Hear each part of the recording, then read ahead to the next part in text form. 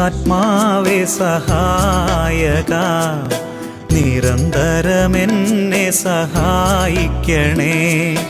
നിത്യവും കൂടെ വസിക്കുന്നോനേ, അഭിഷേകത്തിൻ അഗ്നി നിറച്ചിടണേ.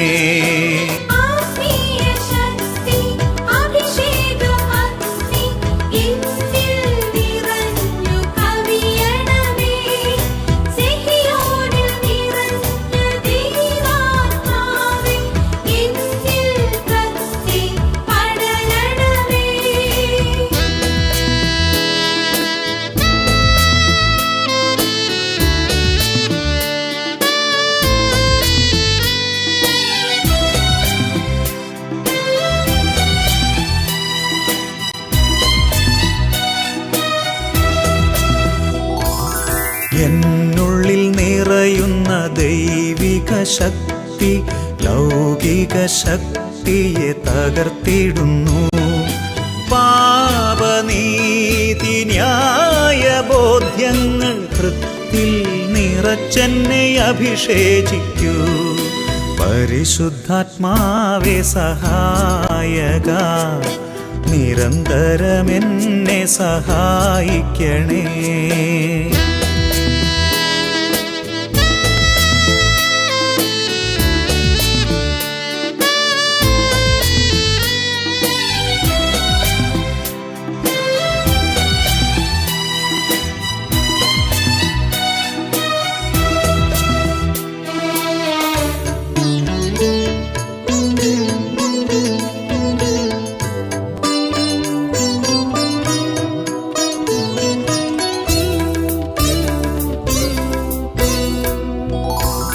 വചനം പഠിക്കുവാൻ കൃപ ചൊരിയണമേ, അനുസ്മരിച്ചിടാനും വരമരുളൂ. ദൈവപുത്രന് സാക്ഷ്യമേകാൻ അഭിഷേക അഗ്നിയെ ജ്വലിപ്പിച്ചിടൂ.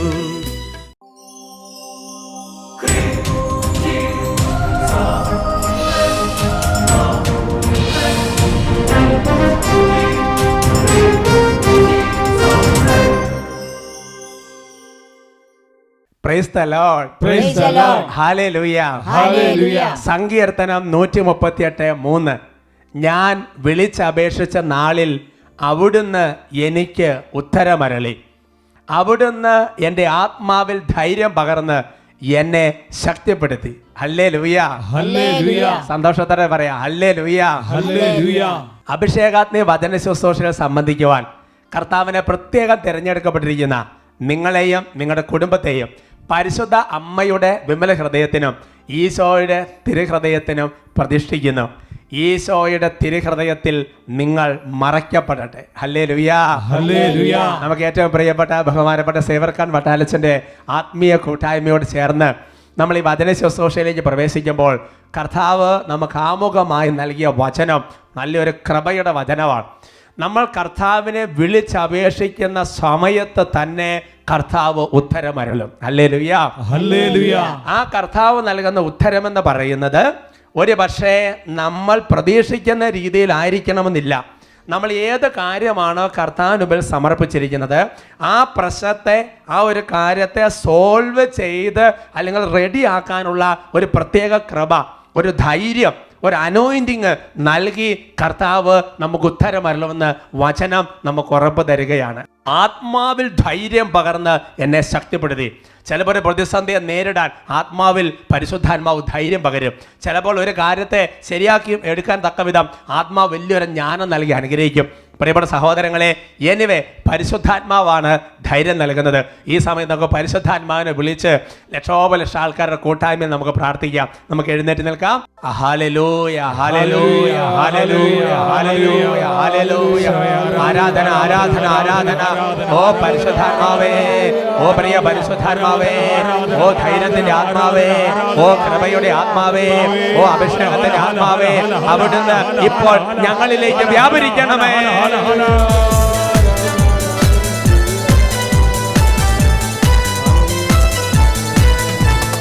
അഭിഷേകം, അഭിഷേകം, പരിശുദ്ധാത്മാവിന്റെ അഭിഷേകം, കൈകളടിച്ച് അഭിഷേകം, അഭിഷേകം, പരിശുദ്ധാത്മാവിന്റെ അഭിഷേകം. അന്ത്യകാലത്ത് സർവജനത്തിന്മേലും പരിശുദ്ധാത്മാവിന്റെ അഭിഷേകം. അന്ത്യകാലത്ത് സർവജനത്തിന്മേലും പരിശുദ്ധാത്മാവിന്റെ അഭിഷേകം. അഭിഷേകം, അഭിഷേകം, പരിശുദ്ധാത്മാവിന്റെ അഭിഷേകം. അഭിഷേകം, അഭിഷേകം, പരിശുദ്ധാത്മാവിന്റെ അഭിഷേകം. ഓ പ്രിയ പരിശുദ്ധാത്മാവേ, അവിടുത്തെ വലിയ ശക്തിയാൽ അന്ധകാരങ്ങൾ നീങ്ങട്ടെ, ബന്ധനങ്ങൾ അഴിയട്ടെ, തടസ്സങ്ങൾ മാറട്ടെ. വലിയ കൃപയുടെ അഭിഷേകം ഇപ്പോൾ കർത്താവേ ഈ ശുശ്രൂഷ നടക്കുന്ന ഓരോരുത്തരും മേലെ ഇപ്പോൾ വ്യാപരിക്കട്ടെ. അഭിഷേകത്തിന്റെ ശക്തിയാ എല്ലാ നുകവും തകർന്നു പോകും. വചനത്തിന്റെ ശക്തിയാ എല്ലാ കെട്ടുകളും അഴിഞ്ഞു വീഴും. അഭിഷേകത്തിന്റെ ശക്തിയാ എല്ലാ നുകവും തകർന്നു പോകും. വചനത്തിന്റെ ശക്തിയാ എല്ലാ കെട്ടുകളും അഴിഞ്ഞു വീഴും. അന്ധകാര ബന്ധനങ്ങൾ തകർന്നു പോകും.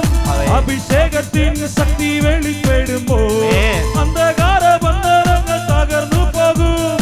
അഭിഷേകത്തിൻ ശക്തി കൈകൾ ഉയർത്തി കൈയടിച്ച് അഭിഷേകം, അഭിഷേകം, പരിശുദ്ധാത്മാവിന്റെ അഭിഷേകം. അഭിഷേകം, അഭിഷേകം, പരിശുദ്ധാത്മാവിന്റെ അഭിഷേകം. അന്ത്യകാലത്ത് സർവജനത്തിന്മേലും പരിശുദ്ധാത്മാവിന്റെ അഭിഷേകം. അന്ത്യകാലത്ത് സർവജനത്തിന്മേലും പരിശുദ്ധാത്മാവിന്റെ അഭിഷേകം. ഓ കർത്താവേ, ധൈര്യമറ്റിരിക്കുന്ന ഓരോ ജീവിതങ്ങളിൽ ഇപ്പോൾ ധൈര്യത്തിന്റെ ആത്മാവിനെ നൽകണമേ. ആത്മാവിന്റെ ബലം നഷ്ടപ്പെട്ടു പോയ ഓരോ ജീവിതങ്ങളിലും പരിശുദ്ധാത്മാവേ അവിടുന്ന് ഇപ്പോൾ ബലം നൽകണമേ. കർത്താവേ, നിരാശ, സങ്കടം, ദുഃഖം, പലവിധമുള്ള മനോവ്യഥ, ചിന്തിച്ച് ഉത്തരം കിട്ടാത്ത മേഖലകൾ, ദൈവമേ ഈ മേഖലകളിലെല്ലാം അവിടുന്ന് കൊടുങ്കാറ്റിന്റെ ആരംഭത്തോടെ വലിയ ശക്തിയായി അത്ഭുതകരമായി ആത്മാവിൽ ധൈര്യമായി വ്യാപരിക്കണമേ. കൊടുങ്കാറ്റടിക്കും പോലെ ആത്മപാദർച്ചയിൽ ശക്തി പകരും. അഗ്നിജ്വാല പടരും പോലെ പുതുഭാഷകളാൽ സ്തുതിക്കും. കൊടുങ്കാറ്റടിക്കും പോലെ ആത്മപാദർച്ചയിൽ ശക്തി പകരും. അഗ്നിജ്വാല പടരും പോലെ പുതുഭാഷകളാൽ സ്തുതിക്കും. അടയാളം കാണുന്നല്ല അത്ഭുതങ്ങളും ദൈവത്തിന്റെ പ്രവൃത്തികൾ വെളിപ്പെടും. കൈകൾ ഉയർത്തി അഭിഷേകം, അഭിഷേകം, പരിശുദ്ധാത്മാവിന്റെ അഭിഷേകം. അഭിഷേകം, അഭിഷേകം, പരിശുദ്ധാത്മാവിന്റെ അഭിഷേകം. അന്ത്യകാലത്ത് സർവജനത്തിന്മേലും പരിശുദ്ധാത്മാവിന്റെ അഭിഷേകം. അന്ത്യകാലത്ത് സർവജനത്തിന്മേലും ഓ പരിശുദ്ധാത്മാവേ, ഓ പരിശുദ്ധാത്മാവേ, ഓ പരിശുദ്ധാത്മാവേ. ഹല്ലേലൂയ, ഹല്ലേലൂയ, ഹല്ലേലൂയ, ഹല്ലേലൂയ, ഹല്ലേലൂയ, ഹല്ലേലൂയ, ഹല്ലേലൂയ, ഹല്ലേലൂയ, ഹല്ലേലൂയ, ഹല്ലേലൂയ, ഹല്ലേലൂയ, ഹല്ലേലൂയ, ഹല ഹല ഹല ഹല ഹല ഹല ഹല ഹല ഹല. ഓ പരിശുദ്ധാത്മാവേ, ഓ പരിശുദ്ധാത്മാവേ, ഓ പരിശുദ്ധാത്മാവേ, ഓ പരിശുദ്ധാത്മാവേ, ഓ പരിശുദ്ധാത്മാവേ, ശക്തിപ്പെടുത്തുന്ന ആത്മാവേ, ബലം നൽകുന്ന ആത്മാവേ, ധൈര്യം നൽകുന്ന ആത്മാവേ, ജ്ഞാനം നൽകുന്ന ആത്മാവേ, വചനം നൽകുന്ന ആത്മാവേ, രോഗസൗഖ്യം നൽകുന്ന ആത്മാവേ, വഴി പറഞ്ഞു തരുന്ന ആത്മാവേ, സത്യത്തെക്കുറിച്ച് ബോധ്യം നൽകുന്ന ആത്മാവേ, അനുതാപം നൽകുന്ന ആത്മാവേ, പശ്ചാത്താപം നൽകുന്ന പരിശുദ്ധാത്മാവേ, ആശ്വാസിപ്പിക്കുന്ന പരിശുദ്ധാത്മാവേ, ആശ്വസിപ്പിക്കുന്ന പരിശുദ്ധാത്മാവേ, ഓരോ ഹൃദയങ്ങളെ സ്പർശിക്കണ ബാലിക ബാലകളെ സ്പർശിക്കണ, കൈക്കുഞ്ഞുങ്ങളെ സ്പർശിക്കണ, രോഗികളെ സ്പർശിക്കണ, മനസ്സ് താർന്നിരിക്കുന്നതിനെ ആശ്വസിപ്പിക്കണമേ പരിശുദ്ധാത്മാവേ. ഓ കർത്താവേ, അടഞ്ഞിരിക്കുന്നവർക്ക് വഴികൾ തുറന്നു കൊടുക്കണമേ. അടഞ്ഞിരിക്കുന്ന വഴികൾ തുറന്നു കൊടുക്കുന്ന ആത്മാവേ, ഓ പരിശുദ്ധാത്മാവേ, അടയാളങ്ങളും അത്ഭുതങ്ങളും പ്രവചിക്കുന്ന പരിശുദ്ധാത്മാവേ, യേശു ജീവിക്കുന്ന ദൈവമാണെന്ന് സാക്ഷ്യപ്പെടുന്ന പരിശുദ്ധാത്മാവേ വ്യാപരിക്കണമേ. കൈകൾ ഉയർത്തി ഒരുമിച്ച് വിളിക്കുന്നു പരിശുദ്ധാത്മാവേ.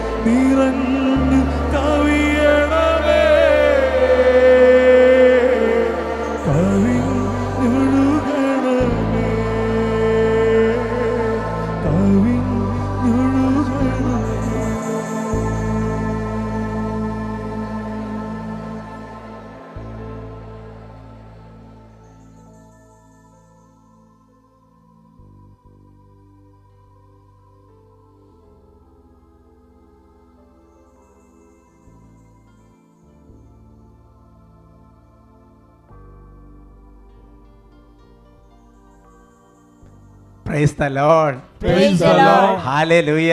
Hallelujah. നമുക്ക് കർത്താവിൻ്റെ മുൻപിൽ സ്വസ്ഥമായിരിക്കാം. ഇന്ന് നമ്മൾ ചിന്തിക്കുന്ന വിഷയം യോഗ്യത കൂട്ടാൻ പരിശോധിക്കുന്ന ദൈവം. എഫേസസ് ലേഖനത്തിൽ 4-ാമത്തെ അധ്യായത്തിൽ 1-ാമത്തെ വാക്യം, എഫേഷ്യൻ ചാപ്റ്റർ 4:1. കർത്താവിന് വേണ്ടി തടവുകാരനായി തീർന്നിരിക്കുന്ന ഞാൻ നിങ്ങളോട് അപേക്ഷിക്കുന്നു, നിങ്ങൾക്ക് ലഭിച്ച വിളിക്ക് യോഗ്യമായ ജീവിതം നയിക്കുവിൻ. ഹല്ലേലൂയ.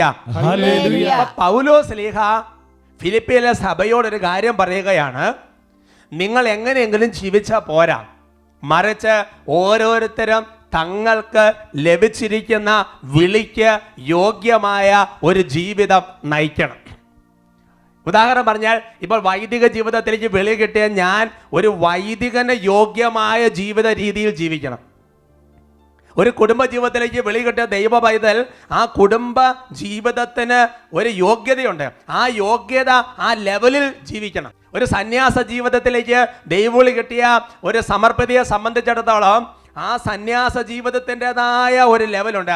ആ യോഗ്യതയിൽ ജീവിക്കണമെന്ന് പൗലോസ് ശ്ലീഹ ഉത്ബോധിപ്പിക്കുകയാണ്. എന്ന് മാത്രമല്ല, ഓരോ വ്യക്തികളോടും ദൈവം ഉദ്ദേശിച്ചിരിക്കുന്ന ചില യോഗ്യത രീതികൾക്കനുസരിച്ച്, ദൈവം ഉദ്ദേശിച്ചിരിക്കുന്ന ഒരു യോഗ്യതയ്ക്കനുസരിച്ച് ജീവിക്കണമെന്ന് ശ്ലീഹ ഇടയ്ക്കിടയ്ക്ക് ഓർമ്മപ്പെടുത്തുന്നുണ്ട്.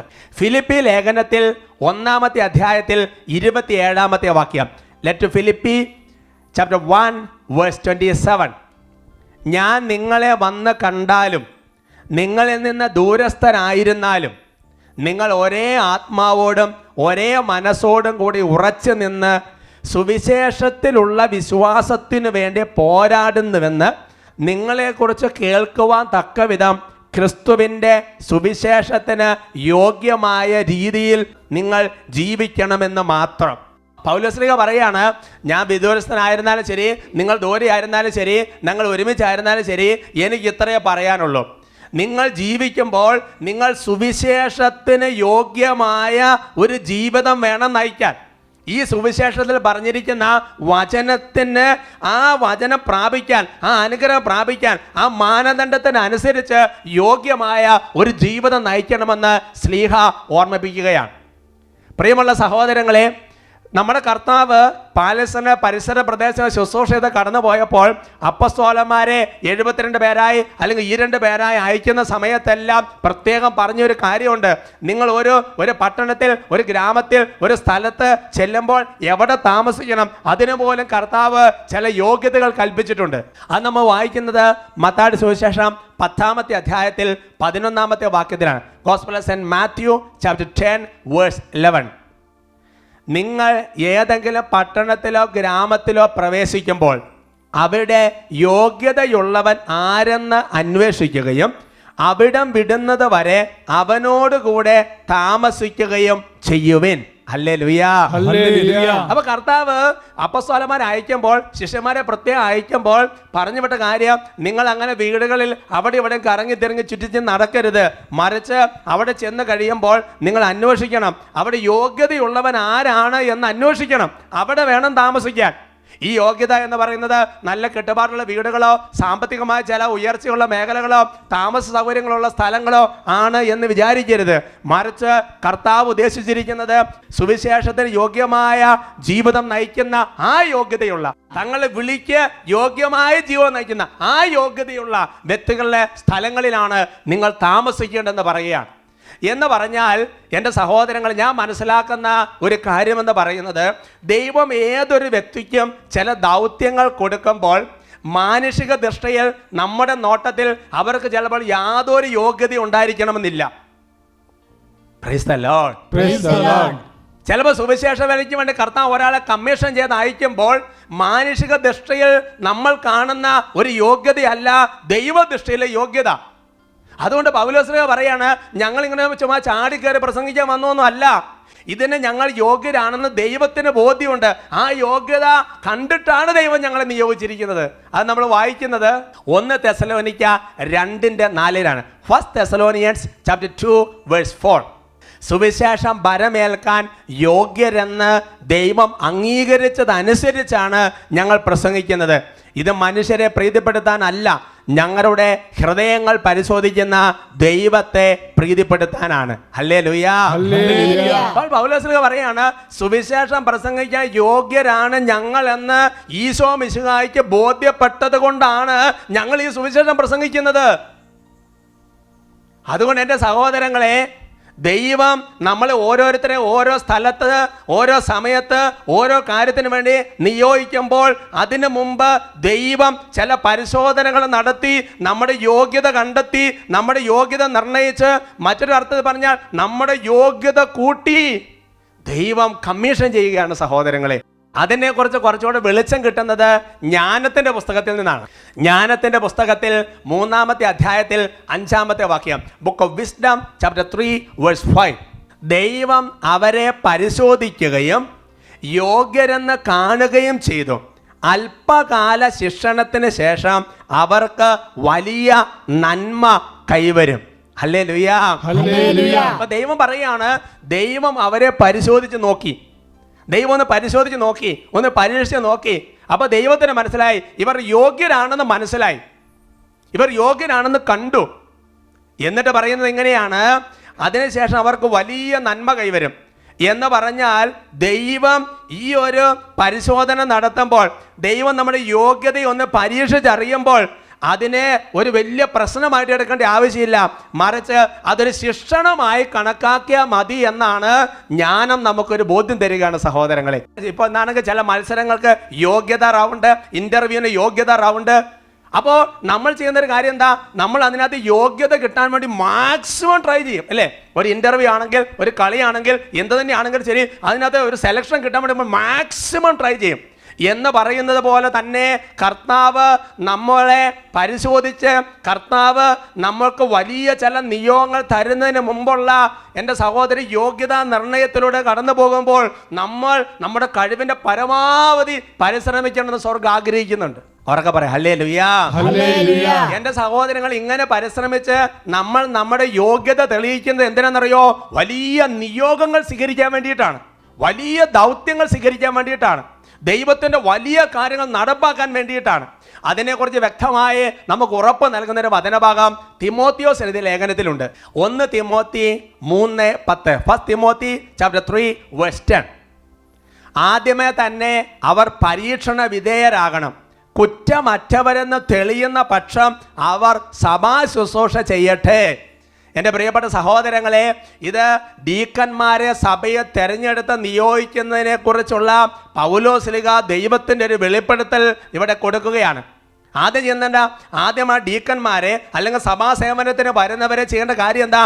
അവരെ ആദ്യം തന്നെ ഒരു പരീക്ഷണ വിധേയരാക്കണം, ഒരു പരിശോധന നടത്തണം. എന്നിട്ട് അവർ യോഗ്യത തെളിയുന്ന പക്ഷം, കുറ്റമറ്റവരെന്ന് തെളിയുന്ന പക്ഷം അവർ സഭാ ശുശ്രൂഷ ചെയ്യട്ടെ. അതുകൊണ്ട് എൻ്റെ പ്രിയപ്പെട്ട സഹോദരങ്ങളെ, ദൈവം നമ്മുടെ ജീവിതത്തിൽ ചില പരീക്ഷണങ്ങൾ അനുവദിക്കുന്നത്, ചില പരിശോധനകൾ അനുവദിക്കുന്നത്, ചില യോഗ്യതാ റൗണ്ടുകളിലൂടെ നമ്മളെ കടത്തി വിടുമ്പോൾ, പ്രിയപ്പെട്ട സഹോദരങ്ങളെ, അതിനെക്കുറിച്ച് നമ്മൾ മനസ്സിലാക്കേണ്ടത് അതൊരു ശിക്ഷണമായിട്ട് വേണം മനസ്സിലാക്കാൻ. ഒരു ശിക്ഷയായിട്ടോ, ഒരു തകർച്ചയായിട്ടോ, ഒരു തടസ്സമായിട്ടോ, ഒരു ബന്ധനമായിട്ടോ, ഒരു പൈശാചിക പീഡയായിട്ടല്ല മനസ്സിലാക്കേണ്ടത്, മറിച്ച് വലിയ നിയോഗങ്ങൾ സ്വീകരിക്കുന്നതിന് മുന്നോടിയായിട്ടുള്ള ഒരു പരിശോധനയാണിത് സഹോദരങ്ങളെ. അങ്ങനെ യോഗ്യത തെളിഞ്ഞു കഴിഞ്ഞാൽ പിന്നെ ദൈവത്തിൻ്റെ കൃപാവരങ്ങളുടെ വരവായി ശുശ്രൂഷാ ദൗത്യത്തിന് വേണ്ടി എല്ലാ കാര്യങ്ങളും ദൈവം തരികയായി. അത് നമ്മൾ വായിക്കുന്നത് ജ്ഞാനത്തിൻ്റെ പുസ്തകത്തിൽ തന്നെയാണ്.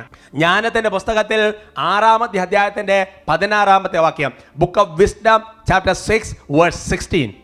യോഗ്യതയുള്ളവരെ ജ്ഞാനം അന്വേഷിച്ചു ചെല്ലുന്നു, അവരുടെ ചിന്തകളിലും പാതകളിലും അവൾ കനിവോടെ പ്രത്യക്ഷപ്പെടുന്നു. ഹല്ലേലൂയാ.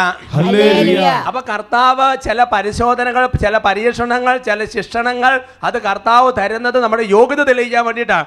അങ്ങനെ യോഗ്യത തെളിയിച്ചു കഴിഞ്ഞാൽ പിന്നെ വിശുദ്ധ ഗ്രന്ഥം പറയുകയാണ്, അങ്ങനെയുള്ളവരെ സ്വർഗത്തിന്റെ ജ്ഞാനം അന്വേഷിച്ച് ചെന്ന് അവരുടെ കൂടെ താമസിക്കുന്നു എന്ന് പറഞ്ഞാൽ അവരുടെ എല്ലാ പ്രവർത്തികളിലും വലിയ ദൈവകൃപയുടെ അഭിഷേകം വ്യാപരിക്കാൻ വേണ്ടി തുടങ്ങും. എൻ്റെ സഹോദരങ്ങളെ, ഇങ്ങനത്തെയുള്ള ചില സാഹചര്യങ്ങൾ നമ്മൾ കടന്നു പോകുമ്പോൾ ദൈവം ചില പരീക്ഷണങ്ങളിലൂടെ, ചില പരിശോധനകളിലൂടെ, ചില യോഗ്യതാ നിർണയ റൗണ്ടുകളിലൂടെ നമ്മളെ കടത്തിവിടുമ്പോൾ നമ്മുടെ മനസ്സ് പതറിരുന്ന് കർത്താവ് ആഗ്രഹിക്കുന്നുണ്ട്. അതിന് നിങ്ങൾക്ക് കുറച്ചുകൂടി ഒരു ബോധ്യം കിട്ടാൻ വിശുദ്ധരുടെ ജീവചരിത്രം പഠിക്കുന്നത് നല്ലതാണ്. വിശുദ്ധ ഫൗസ്തീന ഡയറിയിൽ 86-ാമത്തെ ഖണ്ഡികയിൽ ഒരു കാര്യം രേഖപ്പെടുത്തിയിട്ടുണ്ട്. അതിങ്ങനെയാണ്: വിശുദ്ധ ഫൗസ്തീനയുടെ കുമ്പസാരക്കാരനായ അച്ഛൻ, ആ അച്ഛനെ ദൈവം വലിയ ദൗത്യങ്ങൾ ഏൽപ്പിക്കാൻ തീരുമാനിച്ചിരിക്കുകയാണ്. അങ്ങനെ അത് ഫൗസ്തീനയോട് കർത്താവ് പറഞ്ഞു. പക്ഷേ അപ്പോൾ ഫൗസ്തീന ഇതെല്ലാം ആത്മാവിൽ കണ്ടുകൊണ്ടിരിക്കുകയാണ്. പക്ഷേ സംഭവിക്കുന്ന കാര്യം, ഈ അച്ഛൻ ചെല്ലുന്നിടത്തെല്ലാം തടസ്സം, ചെല്ലുന്നിടത്തെല്ലാം പ്രശ്നം, ചെല്ലുന്നിടത്തെല്ലാം പ്രതിസന്ധി. അച്ഛൻ ശരിക്കും പറഞ്ഞാൽ സഹനത്തിൻ്റെ ഏറ്റവും അങ്ങേറ്റത്തെ അടിത്തട്ടിലേക്ക് പോവുകയാണ്. അപ്പോൾ ഫൗസ്തീനയ്ക്ക് വലിയ വിഷമമായി. അപ്പോൾ കർത്താവേ, അങ്ങ് വലിയ ദൗത്യം ഈ കുമ്പസാരക്കാരൻ അച്ഛനെ ഏൽപ്പിക്കാൻ പോകുമെന്ന് പറഞ്ഞിട്ട് ഇപ്പം എന്താ ഇങ്ങനെ സംഭവിക്കുന്നത്? അപ്പോൾ കർത്താവ് പറയുന്ന ചില മറുപടികളുണ്ട്, അത് നമുക്കൊന്ന് കേൾക്കാം. എൻ്റെ കുമ്പസാരക്കാരനിലൂടെ ദൈവം നിർവഹിക്കുന്ന ദൗത്യത്തിനായി എത്രമാത്രം അദ്ദേഹം സഹിക്കേണ്ടി വരുമെന്ന് ഞാൻ മനസ്സിലാക്കി. അത് കണ്ട് ഞാൻ ഒരു നിമിഷം ഭയപ്പെട്ടു പോയി. ഞാൻ കർത്താവിനോട് പറഞ്ഞു, ഈശോയെ, ഇത് അങ്ങയുടെ കാര്യമാണല്ലോ, എന്തുകൊണ്ടാണ് അങ്ങ് അച്ഛനോട് ഇപ്രകാരം പെരുമാറുന്നത്? അദ്ദേഹത്തോട് പ്രവർത്തിക്കാൻ കൽപ്പിക്കുമ്പോൾ തന്നെ അങ്ങ് തടസ്സങ്ങൾ സൃഷ്ടിക്കുന്നു എന്നെനിക്ക് തോന്നുന്നു. എഴുതുക, രാവും പകലും എൻ്റെ കണ്ണുകൾ അവനിൽ ഉറപ്പിച്ചിരിക്കുന്നു. അവൻ്റെ യോഗ്യത കൂട്ടാനാണ് ഈ പ്രതികൂലങ്ങൾ അനുവദിച്ചിരിക്കുന്നത്. നല്ല ഫലങ്ങൾക്കല്ല, മറിച്ച് എന്നെ പ്രതിയുള്ള ക്ഷമയ്ക്കും കഠിനാധ്വാനത്തിനുമാണ് ഞാൻ പ്രതിഫലം നൽകുന്നത്. എൻ്റെ സഹോദരങ്ങളെ, ദൈവത്തിന് അനന്ത ജ്ഞാനം നൽകുന്ന വെളിപ്പെടുത്തൽ നോക്ക്. എന്തിനാണ് വാസ്തവത്തിൽ ഈ അച്ഛന് കർത്താവ് വലിയ ദൗത്യങ്ങൾ കൊടുക്കുന്നു, എന്നിട്ട് ദൈവം പറയുന്നു, പ്രേരണ കൊടുക്കുന്നു, ചെയ്യുക, പോവുക എന്നെല്ലാം പറയുന്നു. പക്ഷേ ഈ അച്ഛൻ പോകുന്നിടത്തെല്ലാം തടസ്സമാണ്. അപ്പോൾ ഫൗസ്തീന ചോദിച്ചപ്പോൾ കർത്താവ് പറയാണ്, അത് ഞാൻ തന്നെയാണ് ഇത് അനുവദിക്കുന്നത്, ഞാൻ തന്നെയാണ് പ്രതികൂലം അനുവദിക്കുന്നത്, ഞാൻ തന്നെയാണ് തടസ്സം അനുവദിക്കുന്നത്. എന്തിനു വേണ്ടിയിട്ടാ? അവന്റെ യോഗ്യത കൂട്ടാൻ വേണ്ടിയിട്ട്. ഹല്ലേലൂയാ, പ്രൈസ് ദി ലോർഡ്. അതുകൊണ്ടാണ് സഹോദരങ്ങൾ, നിന്റെ യോഗ്യത കൂട്ടാൻ വേണ്ടി പരിശോധിക്കുന്ന ദൈവത്തെ ശിക്ഷയായിട്ട് കണക്കാക്കരുത്, അതൊരു ശിക്ഷണമായിട്ട് എടുക്കണം. ഹല്ലേലൂയാ, ഹല്ലേലൂയാ. അതുകൊണ്ട് എൻ്റെ സഹോദരങ്ങളെ, ആ സമയത്ത് മനസ്സ് പതറാതിരുന്നാൽ മതി. നീ പരാജയപ്പെട്ടു എന്നുള്ള വിഷയമല്ല. കാരണം തൊട്ട് താഴത്തെ വാക്ക് നിങ്ങൾ കേട്ടില്ലേ, ഒരു കാര്യത്തിന്റെ വിജയത്തിനല്ല കർത്താവ് പ്രതിഫലം നൽകുന്നത്, മറിച്ച് അതിനു വേണ്ടി നീ ചെയ്ത ക്ഷമ, അതിനു വേണ്ടി നീ എടുത്ത സഹനം, അതിനു വേണ്ടി നീ എടുത്ത കഠിനാധ്വാനം, അതിനാണ് കർത്താവ് പ്രതിഫലം തരുന്നത്. അങ്ങനെയാണെങ്കിൽ ഇങ്ങനെ ചിന്തിക്കുക സഹോദരങ്ങളെ, വിശുദ്ധ കൊച്ചുത്രേസ്യയെ വലിയ വേദപാരംഗതയാക്കാൻ തക്കവിധം വലിയ ദൗത്യത്തിന് വേണ്ടി ദൈവം തെരഞ്ഞെടുത്തു. അങ്ങനെ തെരഞ്ഞെടുത്ത് കഴിഞ്ഞപ്പോൾ പിന്നെ ദൈവം ചെയ്യുന്ന എന്താ? വിശുദ്ധ കൊച്ചുത്രേസ്യയുടെ യോഗ്യത കൂട്ടാനുള്ള എത്ര അവസരങ്ങളാണ് ദൈവം അനുവദിച്ചു കൊടുത്തത്. ഹല്ലേലൂയാ, ഹല്ലേലൂയാ. അതുകൊണ്ട് നമ്മുടെ ജീവിതത്തിൽ ദൈവം ചില പരിശോധനകൾ അനുവദിക്കുമ്പോൾ നമ്മൾ മനസ്സിലാക്കുന്ന സഹോദരങ്ങളെ, നമ്മുടെ യോഗ്യത ദൈവം വർദ്ധിപ്പിച്ചു കൊണ്ടിരിക്കുകയാണ്.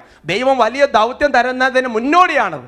അങ്ങനെയാണെങ്കിൽ സഹോദരങ്ങളെ, നമ്മുടെ ജീവിതത്തിൽ ചില പ്രലോഭനങ്ങളും ചില വിശ്വാസത്തെ ഉലയ്ക്കുന്ന ചില സംഭവങ്ങളും, ചിലപ്പോൾ നമ്മുടെ കുടുംബത്തിൽ, നമ്മുടെ കമ്മ്യൂണിറ്റിയിൽ, നമ്മുടെ സമൂഹ ജീവിതത്തിൽ ചില ഭിന്നതകളുമൊക്കെ വരുമ്പോൾ നമ്മൾ മനസ്സിലാക്കണം, ദൈവം ചില യോഗ്യത റൗണ്ടുകൾ, ടെസ്റ്റുകൾ നടത്തിക്കൊണ്ടിരിക്കുകയാണ്. ഈ ഒരു പശ്ചാത്തലത്തിൽ നിങ്ങൾക്ക് വചനഭാഗം, ഈ ഒരു വചനം പെട്ടെന്ന് മനസ്സിലാവും. 1 കൊറിന്തോസ് 11:19, 1 Corinthians chapter 11:19. നിങ്ങളിൽ യോഗ്യരെ തിരിച്ചറിയാൻ ഭിന്നിപ്പുകൾ ഉണ്ടാവുക എന്നതും ആവശ്യമാണ്. അങ്ങനെയാണെങ്കിൽ എൻ്റെ പ്രിയപ്പെട്ട സഹോദരങ്ങളെ, നമ്മുടെ കുടുംബത്തിൽ ഒരു ഭിന്നത വന്നോ, നമ്മുടെ കുടുംബത്തിന് അഭിപ്രായ വ്യത്യാസം വന്നോ, അല്ലാന്നുണ്ടെങ്കിൽ നമ്മുടെ സമൂഹ ജീവിതത്തിൽ ഇച്ചിരി ഒരു കലപില വന്നോ, അപ്പോൾ നമ്മൾ മനസ്സിലാക്കേണ്ട കാര്യം എന്താ? എൻ്റെ യോഗ്യത തെളിയിക്കാൻ ദൈവം ഒരു അവസരം തന്നിരിക്കുകയാണ്. എൻ്റെ ക്ഷമ തെളിയിക്കാൻ, എൻ്റെ പിടിച്ചു നിൽപ്പ് തെളിയിക്കാൻ ദൈവം അവസരം നൽകുകയാണ് സഹോദരൻ. വലിയ ദൗത്യത്തിൻ്റെ മുന്നോടിയാണത്. ഹല്ലേലൂയാ, ഹല്ലേലൂയാ. പിശാച് കൊണ്ടുവരുന്ന ഇങ്ങനത്തുള്ള കുതന്ത്രങ്ങൾ പോലും ദൈവത്തിന്റെ ദൃഷ്ടിയിൽ വലിയ നന്മയായി മാറുകയാണ്. അതുകൊണ്ടാണ് എൻ്റെ സഹോദരങ്ങൾ, ജ്ഞാനത്തിന്റെ പുസ്തകം നമ്മൾ വായിച്ചു കേട്ടത്, അല്പകാലത്തിന് ശിക്ഷണത്തിന് ശേഷം വലിയ നന്മ കൈവരും. നമ്മുടെ ജീവിതത്തിലുണ്ടാകുന്ന ചില പ്രലോഭനങ്ങൾ ഇങ്ങനെ നമ്മൾ മനസ്സിലാക്കണം. വിശുദ്ധ മത്തായിയുടെ സുവിശേഷം 18-ാമത്തെ അധ്യായത്തിന്റെ 6-7 വാക്യങ്ങൾ. Gospel of Saint Mathew chapter 18 verse 6 and 7. എന്നിൽ വിശ്വസിക്കുന്ന ഈ ചെറിയവന് ഒരുവന് ദുഷ്പ്രേരണ നൽകുന്നവൻ ആരായാലും അവന് കൂടുതൽ നല്ലത് കഴുത്തൊരു വലിയ തിരുകല്ല് കെട്ടി കടലിൻ്റെ ആഴത്തിൽ താഴ്ത്തപ്പെടുകയായിരിക്കും. പ്രലോഭനങ്ങൾ നിമിത്തം ലോകത്തിൻ്റെ ദുരിതം, പ്രലോഭനങ്ങൾ ഉണ്ടാകേണ്ടതാണ്. ഹല്ലേലൂയാ. ഹല്ലേലൂയ. എന്ന് പറഞ്ഞാൽ നമ്മുടെ ജീവിതത്തിൽ ഒരു പാപത്തിന്റെ പ്രലോഭനം ഉണ്ടാകുമ്പോൾ എൻ്റെ സഹോദരങ്ങളെ, അത് നമ്മുടെ യോഗ്യത തെളിയിക്കാനുള്ള അവസരമാണ് എന്ന് വിചാരിച്ച് നമ്മൾ ആർക്കും പ്രലോഭന ഹേതു ആകരുത്. അത് വലിയ നാശമായി തീരും. അതതിൻ്റെ മറുവശമാണ്. അതുകൊണ്ട് എൻ്റെ സഹോദരങ്ങളെ, നമ്മുടെ ജീവിതത്തിൽ, അനുദിനമുള്ള ജീവിതത്തിൽ ദൈവം നമ്മളെ പരിശോധിച്ച് നമ്മളുടെ യോഗ്യത വർദ്ധിപ്പിച്ച് വലിയ ദൗത്യങ്ങൾ ഏൽപ്പിക്കാനുള്ള ദൈവത്തിൻ്റെ പ്രവൃത്തിയെ നമ്മളായിട്ട് തകിടം മറിച്ച് കളയരുത്. വലിയ കൃപയ്ക്ക് മുന്നോടിയാണത്, വലിയ ഉയർച്ചയുടെ മുന്നോടിയാണത്. ഹല്ലേലൂയ. അതുകൊണ്ട് തുറന്നു വരുന്ന ആരാധന സമയത്ത് ഈ ഒരു ജ്ഞാനം മനസ്സിലാക്കാനുള്ള കൃപ നമുക്ക് കർത്താവിനെ അപേക്ഷിക്കുന്നതിൻ്റെ ഒപ്പം വന്ന വീഴ്ചകൾക്ക് കർത്താവിനോട് മാപ്പ് ചോദിച്ച് നമുക്ക് പ്രാർത്ഥിക്കാം.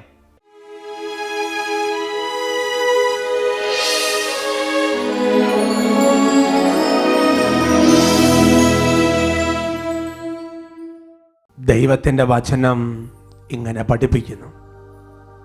അവിടുന്ന് പ്രഹരിക്കും, അവിടുന്ന് മുറിവേൽപ്പിക്കും, അവിടുന്ന് വെച്ചുകെട്ടും, അവിടുന്ന് സൗഖ്യപ്പെടുത്തും. കർത്താവേ, ഞങ്ങളുടെ ജീവിതങ്ങളെ മുഴുവൻ അവിടുന്ന് കാണണമേ കർത്താവേ. രോഗികളെ അവിടുന്ന് കാണണമേ കർത്താവേ. മനസ്സ് തകർന്നവരെ അവിടുന്ന് കാണണമേ കർത്താവേ. തടസ്സങ്ങളുടെയും ക്ലേശങ്ങളെയും പിടിയിൽ അമർന്നിരിക്കുന്നവരവിടുന്ന് കാണണമേ കർത്താവേ. രണ്ട് കരങ്ങളെ കർത്താവിൻ്റെ പക്കലേക്ക് ഉയർത്തിപ്പിടിച്ച് ഈശോയെ എന്ന് ഉറക്കെ വിളിക്കുകയാണ്. കർത്താവിൻ്റെ നാമം വിളിക്കുന്നിടത്ത് കർത്താവിൻ്റെ അത്ഭുതകരമായ ശക്തി വ്യാപരിക്കും. കരങ്ങൾ ഉയർത്തി സ്തുതിക്കുന്നു. ഹല്ലേലൂയ, ഹല്ലേലൂയ, ഹല്ലേലൂയ, ഹല്ലേലൂയ, ഹല്ലേലൂയ.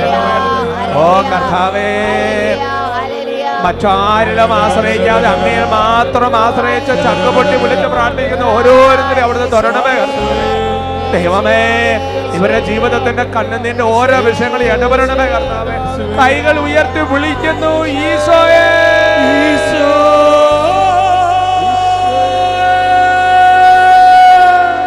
ഈശോ,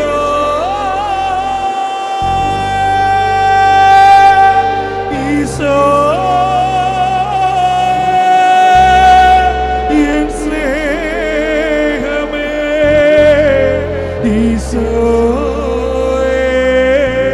സൗഖ്യം നൽകണമേ ഈശോയേ, സൗഖ്യം നൽകണമേ, സൗഖ്യം നൽകണമേ.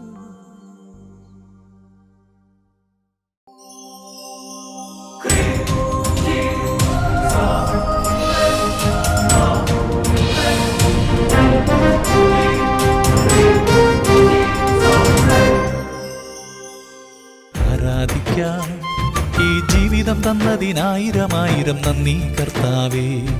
പാടി സ്തുതിക്കാം എനിക്കായുസു നൽകി നീ കോടാനുകോടി സ്തോത്രം കർത്താവേ. എത്രത്തോളം നിന്നെ സ്തുതിച്ചാലും മതി വരുമോ, എത്ര കാലം നിന്നെ പുകഴ്ത്തിയാലും മതി തീരുമോ, എത്രത്തോളം നിന്നെ സ്തുതിച്ചാലും മതി വരുമോ.